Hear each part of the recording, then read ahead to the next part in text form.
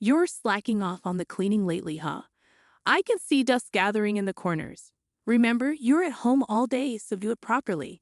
If I spot dust again, I'm selling your laptop. My husband John's been distant since I got busier with my cartoonist work. When I'm swamped with deadlines, he nags about house chores and even makes me redo them. He expects perfect cleaning since I'm home, but cartooning is my passion. I won't give up. Plus, John's hiding something, and I'm done forgetting him. I'm Ann, 31, and I freelance as a cartoonist. I draw essay-style cartoons and squeeze in work between household chores. When John and I, who's 35, got married 6 years ago, we agreed I'd be a full-time homemaker. 2 years into marriage, I lost both my parents and we moved into my inherited house, as I'm their only child. I didn't want to give up my passion for drawing cartoons, something I've been doing since my student days. I begged John, explaining that while I'm okay with being a housewife, my true dream is to earn a living through my cartoons. Right now, I'm only publishing independent comics, but could I please work from home? He seemed to think it was just a hobby but reluctantly agreed, so I kept drawing after we got married. About 6 months ago, a magazine editor spotted one of my cartoons on my website, and I landed a 2-page, 4-panel cartoon gig in their monthly magazine. Since then, more offers for cartooning and illustrating have come my way, keeping me busy. But when I excitedly shared this with John, his reaction was openly disgusted. "You're getting too caught up in this, aren't you? Your main role is supposed to be as a housewife, and your cartoons are just a side thing, right? I bet you're not making much, like pocket money." Why would you say that? I know you're not into cartoons, John, but being a cartoonist has always been my dream. It might be a small gig, but I'm getting paid, so I consider myself a professional. Please don't belittle it. But when I stood up for myself, John got even more upset. "You're dependent on me, and you dare to talk back. If you're unhappy, start earning more than me." I was stunned. I typically bring in about $600 a month, but I limit my workload because of him. And then there's John, always nitpicking about the housework, like, "You've been slacking on cleaning, huh?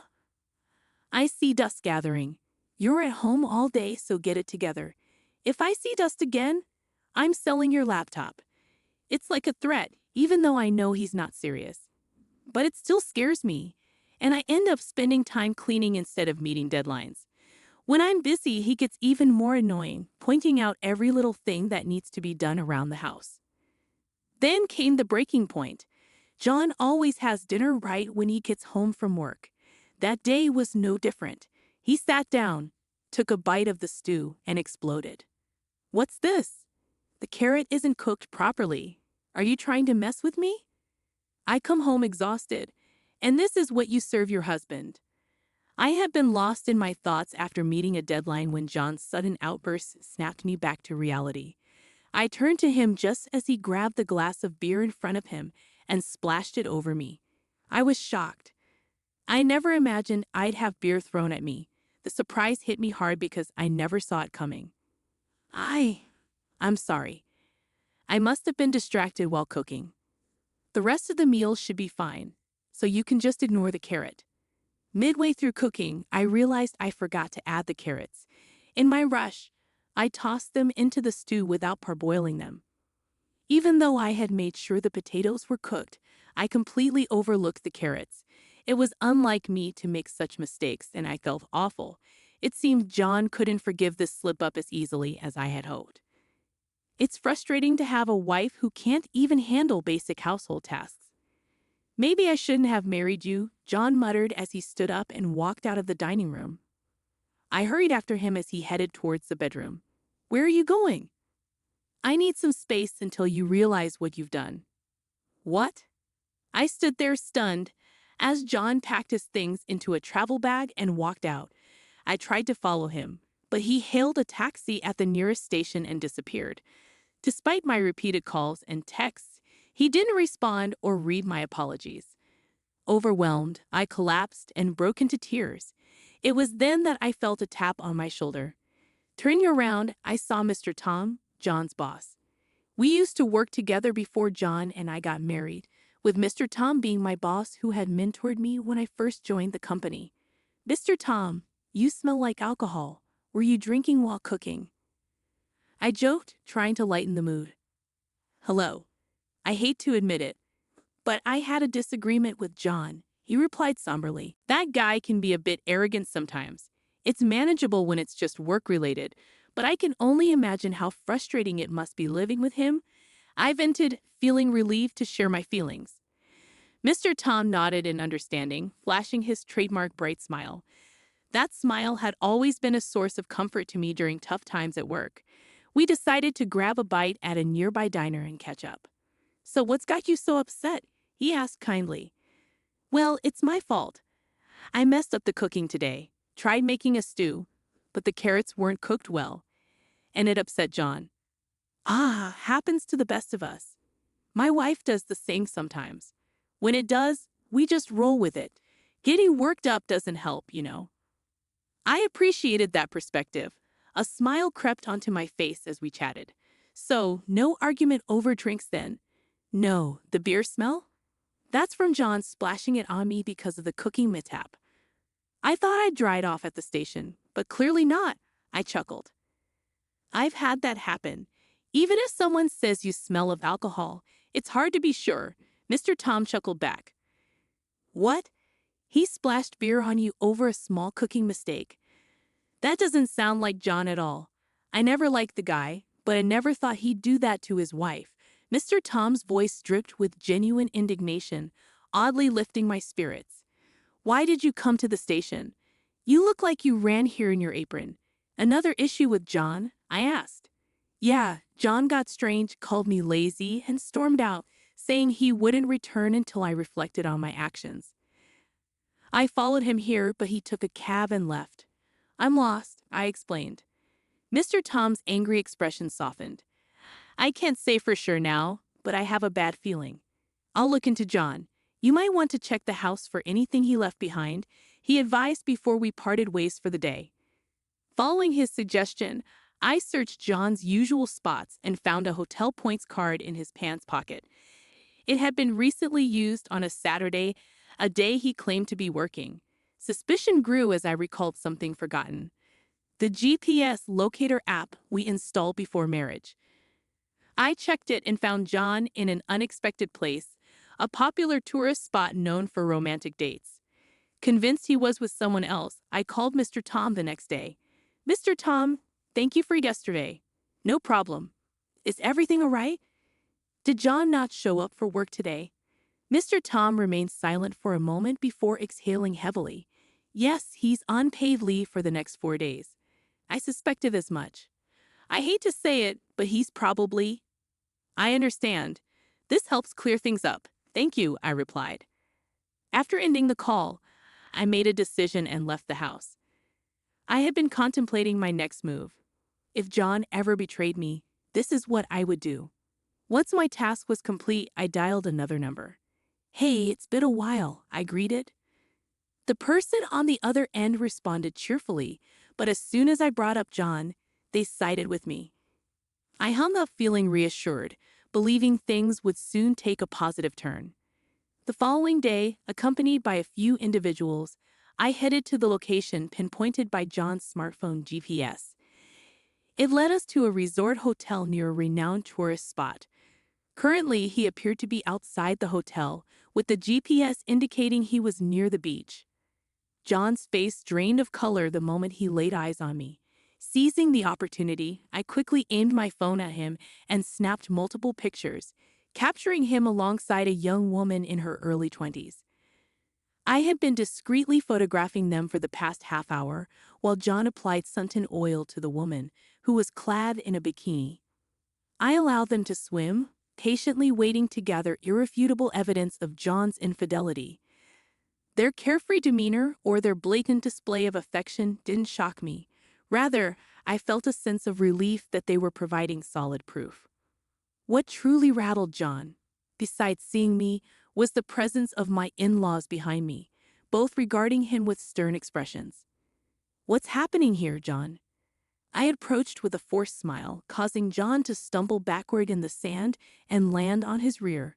My mother-in-law let out a disappointed sigh. How disgraceful, even for my own son. And who is this woman you've abandoned your wife for? She's useless at home, John blurted out, hastily pointing at me and shifting blame. Is it fair to say she does absolutely nothing? Even if she occasionally skips cleaning, she handles laundry, cooking, and dishes every day, doesn't she? Even I sometimes skip cleaning, and I detest laundry so much I leave it to your father at times. That's because you had a part-time job, right? But it's different with Anne. She's a stay-at-home wife who spends her time drawing and playing. My mother-in-law interjected, her tone firm. John's words fueled my father-in-law's anger. You're completely clueless, he exclaimed, drawing the attention of those around us. Some even seemed ready to capture the scene with their smartphone cameras. Why don't we continue this discussion in a more appropriate setting? I suggested, and everyone agreed. My in-laws and I headed to a nearby restaurant where John and the woman he was cheating with changed from their swimsuits into casual clothes and joined us. Once seated, we listened to John's explanation. I wanted Anne to be a stay-at-home wife, but she picked up this useless hobby of drawing cartoons and neglected her housework. When she refuses to obey me, it's only natural for me to seek a replacement wife, John declared. Mary was quick to respond. Wait, that's different from what you told me. You said you were troubled because of a stalker at your house, and you wanted to escape that reality for a while. I suggested going to the police, but you assured me the stalker would be caught soon. I wouldn't have gone out with you if I knew you had a wife, Mary sobbed, her distress evident. It turned out she was a college student who had met John on a dating app. Attracted to an older man, she agreed to date him, only to realize she had been deceived. I'm really sorry. I won't contact John again. Consider this a lesson learned, and I'll be more careful next time. Mary apologized, bowing deeply to me and my in-laws before showing us the screen where she deleted John's number. Leaving some money for her coffee on the table, she hurriedly left. I shot a glare at John, who looked stunned by Mary's departure. It's only natural that I have my own feelings and circumstances. I'm not some robot you can manipulate. Cheating just because things aren't going well is despicable, I admonished. Before John could respond, my father-in-law interjected, his tone firm. You still seem too content, John. But who's the one working and providing for Anne? You should respect me as the breadwinner. John trembled with anger, but my father-in-law addressed him calmly. You're acting like a child. Just because things aren't going your way, you're throwing tantrums like a toddler. Learn to accept reality. There's nothing more to say. With that, my in-laws stood up, settled the bill, and made their way to the register. Left alone with John, I found myself at a loss for words. John, I've been offered a serial comic strip in a magazine, I announced. John's demeanor shifted completely, and he looked at me with surprise. Oh, congratulations. Because of this opportunity, I can no longer be the stay-at-home wife you want. I'm sorry, but I'm tired of being with you, John. I want a divorce. I'm sorry. It's all my fault. You can pursue your comics, and I'll help with the housework. I won't be arrogant anymore, John pleaded, tears welling in his eyes. But I couldn't bear to look at him any longer. I'm sorry, but that's not the issue anymore. You looked down on me, didn't you? I believed marriage was about equality, but you saw yourself as superior because you were the provider, didn't you? Maybe I did, but I changed. I promise I won't make you suffer anymore. Please don't talk about breaking up, John begged. I've made the decision to sell the house we lived in. I have a relative who works in real estate, and they've agreed to buy it from me. There's still some paperwork and arrangements to finalize, so it won't happen immediately, but it'll be at a lower price than if we went through a broker. It's my house, and I have the right to do as I please with it, don't I? I want to end our relationship as soon as possible. I'm planning to leave tomorrow, and you should find somewhere else to stay as well. With that, I rose from my seat and headed for the exit. Unlike the day John left, he was now desperately chasing after me. However, when I got into the car, my father-in-law, who was behind the wheel, swiftly drove off. As I slammed the door shut, I saw John running after us, tears streaming down his face, but soon he disappeared from view. Afterward, It seemed John didn't believe what I had done. Upon his return from his trip and discovering the house empty of my belongings, he called me, his voice filled with anguish. I reluctantly answered the phone. "Why did you sell the house? It was our home, wasn't it?" "Why are you saying such things?" "It's the house I inherited from my parents, remember." "But I should have some rights to it too, shouldn't I?"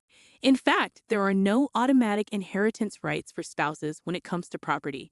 If you understand, please leave the house as soon as possible. Expect a call from the lawyer regarding alimony and divorce. Don't try to avoid it, okay?" I stated firmly before ending the call. Later, it seemed that John faced criticism from Mr. Tom for taking paid leave to go on a trip with his mistress. While there was no requirement to disclose the reason for taking time off, he was interrogated for betraying his wife.